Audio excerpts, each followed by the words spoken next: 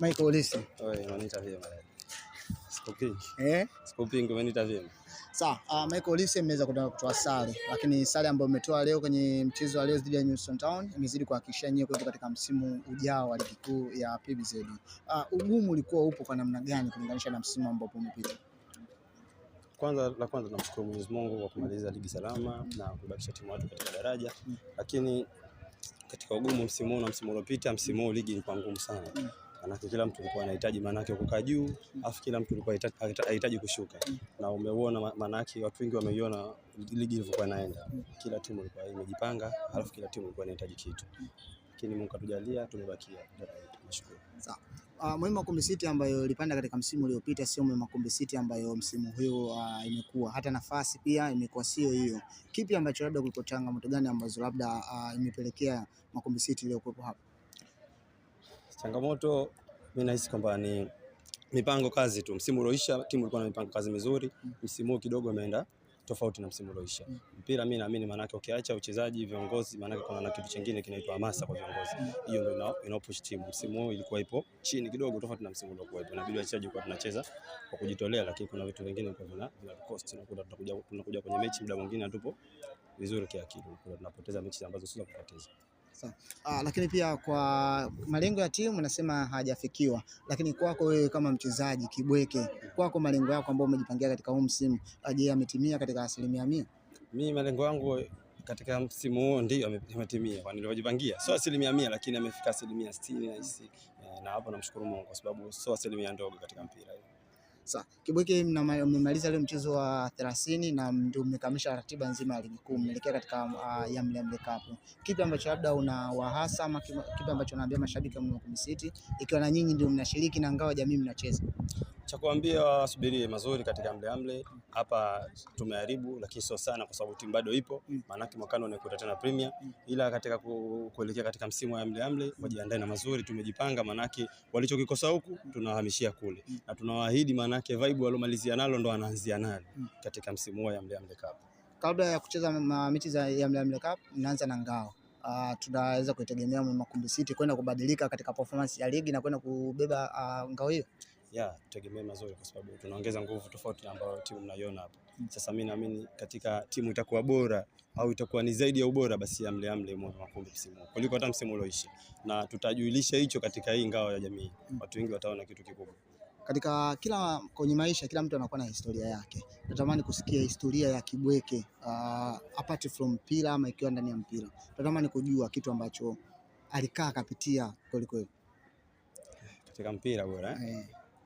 Maisha yangu kiufupi mimi katika mpira nimepitia magumu sana, lakini nashukuru Mungu mpaka hapa nilipo nimesimama. Mimi nishakukaa miaka 3 bila kucheza mpira kutokana na injury na mengine nishawahi kufika Dar. Matatizo pia yakanikabili ya kuumia, nipo katika kwenda hivyo na hivyo mpaka mpira nikaukatia tamaa. Mimi kwa kweli mpaka watu wananiona hapa, basi mimi kwenye mpira nimepitia magumu kishenzi. Niliamua mwisho mimi mpira kawa basi. Na nilitamani niwe mtu mmoja mwalimu, kwa sababu mimi unavyoniona hivi mpirani tu, lakini mtu mmoja mpole kishenzi. Alafu mtu mmoja mtaratibu, alafu mkimya. So mtu sana mimi wakuonekana hivi serious. Sasa mimi kitu kimoja ambacho nakifeel kama kuna muda wa kurudisha uwezo chini kidogo, basi mimi ningetamani kuwa mwalimu. Masomo gani? Somo English. Si unaniona walimu wa English wanakuwa walimu fulani smart hivi nini English. Sawa. Hebu waambie mashabiki hata wasalimie tu kwa Kiingereza.